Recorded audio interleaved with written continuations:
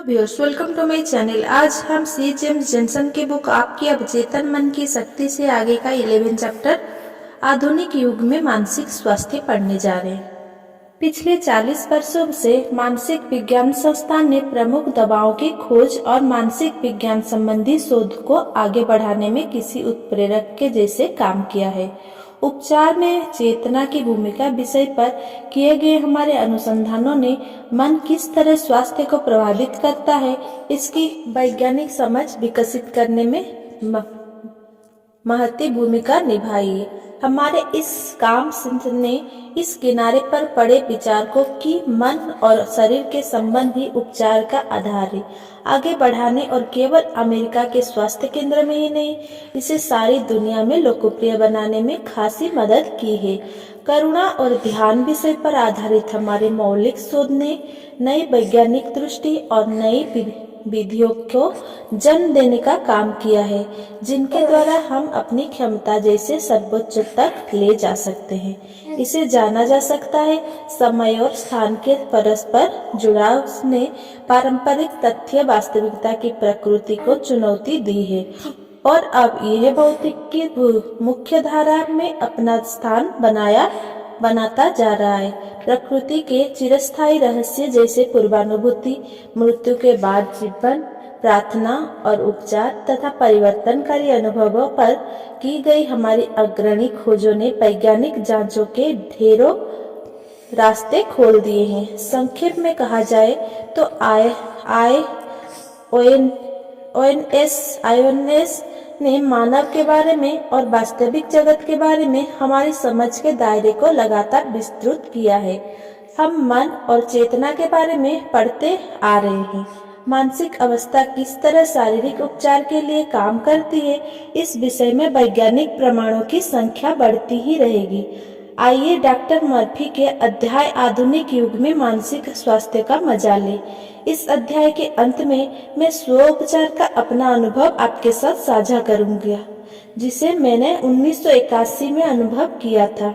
वो अनुभव doctor Murphy की बातों का पूर्ण समर्थन करेगा।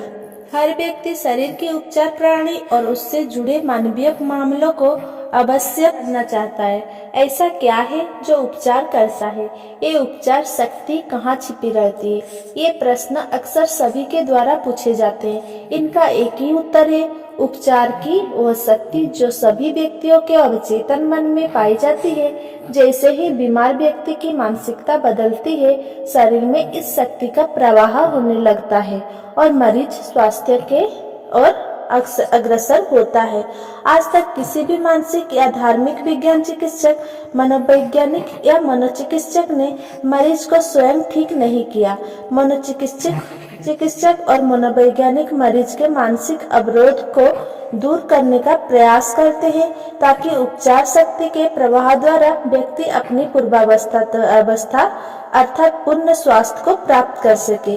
इसी तरह एक शल्य चिकित्सक भी मरीज के शारीरिक अवरोध को दूर करके शरीर में उपचार तरंगों के प्रवाह के नियमित करता है। कोई भी धार्मिक या वैज्ञानिक व्यवसायी, मनोवैज्ञानिक या मनोचिकित्सक यह दावा नहीं करता कि उसने मरीज को ठीक किया है।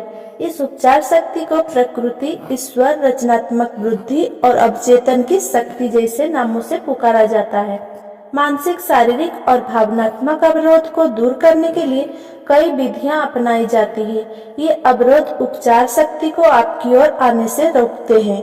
आपके मन में निवास करने वाली उपचार शक्ति को यदि सही दिशा दी जाए तो यह निश्चित रूप से मन और शरीर की हर एक बीमारी का उपचार कर सकती है और करती है। आपके हाथ पैर जलने या कटने से वह घाव भी आपके अवचेतन मन की उपचार शक्ति द्वारा ठीक हो सकता है, भले ही आप नास्तिक हो, ईश्वर की सत्ता पर विश्वास न रखते हो। आधुनिक मानसिक उपचार विधियां इस सत्य पर विश्वास करती है कि आपकी असीम बुद्धि और अवचेतन मन की उपचार शक्ति आपके विश्वास के अनुसार काम करती है। मस्तिष्क विज्ञानी मन की बंद कटोरी में जाकर उसके दरवाजे बंद कर देता है ताकि बाहरी हलचल का प्रभाव उस पर ना पड़े। इसके बाद वह मन को शांत और स्थिर रखकर अपने शरीर में उपस्थित असीम उपचार शक्ति के बारे में विचार करता है। वो बाहर घटने वाली सभी घटनाओं से स्वयं को पृथक करते हुए शांति से ध्यानपूर्वक अपने प्रश्न, अपनी इच्छाओं को अवलोकन अवचेतन मन के समक्ष रखता है, इस विश्वास के साथ कि उसकी मानसिक बुद्धि सभी प्रश्नों के उत्तर उसकी जरूरत के मुताबिक देगी। हम में से एक अनोखी बात जो जानने योग्य है वो ये है कि अपनी इच्छा को आप जिस अंतिम रूप में देखना चाहते हैं उसकी कल्पना करें और उसे वास्तविकता में घटता हुआ अनुभव करें। फिर असीम जीवन सिद्धांत आपके जागरूक चुनाव और जागरूकता हुआ इच्छा का प्रतिसाद देगा। यह वो विश्वास होगा जो आपको अवचेतन मन द्वारा मिलेगा और मिलता रहेगा। आधुनिक मनोविज्ञानी इससे का उपचार प्रक्रिया में उपयोग करते हैं। उपचार की एकमात्र प्रक्रिया प्रकृति के हरेक प्राणी, बिल्ली, कुत्ता, घास, पेड़, हवा, पृथ्वी सभी के लिए उपचार का एक ही सिद्धांत काम करता है। यह जीवन सिद्धांत जानवर, शाक सब्जियां और तत्वों के लिए वृत्ति और बुद्धि के नियम के रूप में काम करता है, जिसका एहसास उन्हें नहीं होता, मगर मानव इस जीवन सिद्धांत की जानकारी रखता है और वो इसे मनचाही दिशा में निर्देशित करके इससे अनेकानेक लाभ प्राप्त कर सकता है। इस सार्वभौमिक शक्ति के उपयोग के कई दृष्टिकोण, तकनीकी और तरीके हो सकते हैं, मगर उपचार का एक ही तरीका हो सकता है, वो है आस्था और विश्वास। विश्वास का नियम। दुनिया की सभी धर्म विश्वास के विविध रूप का प्रतिनिधित्व करते हैं और ये रूप विविध तरीकों से प्रदर्शित किए जाते हैं। विश्वास ही जीवन का आधार है, जीवन का सिद्धांत है। अपने बारे में, जीवन के बारे में और दुनिया के बारे में आपका विश्वास क्या कहता है? विश्वास वास्तव में आपके मन में उपस्थित एक विचार है जो कि आपके अवचेतन मन की शक्ति को दिशा देता है। आपकी सोच या विचारधारा इसे जीवन के हर चरण में निर्देशित करती है। अर्थात आपके मन का निविश्वास और कुछ नहीं बल्कि आपका विचार ही है। किसी भी ऐसी बात में विश्वास रखना जो हमें हानि या चोट पहुंचाती है सरासर मूर्खता है। याद रखें, आपको किसी वस्तु से नुकसान नहीं होता है, वरन आपके मन का विचार या आपकी धारणा आपको नुकसान रूपी परिणाम तक पहुंचाती है। आपके जीवन के सारे अनुभव, सारी क्रिया, प्रतिक्रियाएं और समस्त घटनाएं और स्थितियां और कुछ नहीं वरन आपके विचारों की ही प्रतिबिंब और प्रतिक्रियाएं हैं।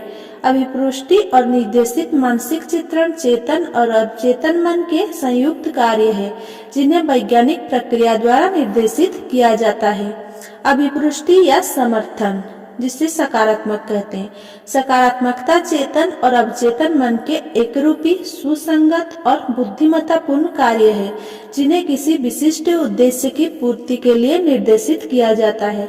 वैज्ञानिक प्रार्थना या अभिपुष्टि में आपको यह जानना जरूरी है कि आप क्या कर रहे हैं और क्या कर रहे हैं, क्यों कर रहे हैं। इस प्रक्रिया में आप उपचार शक्ति पर विश्वास रखते हैं।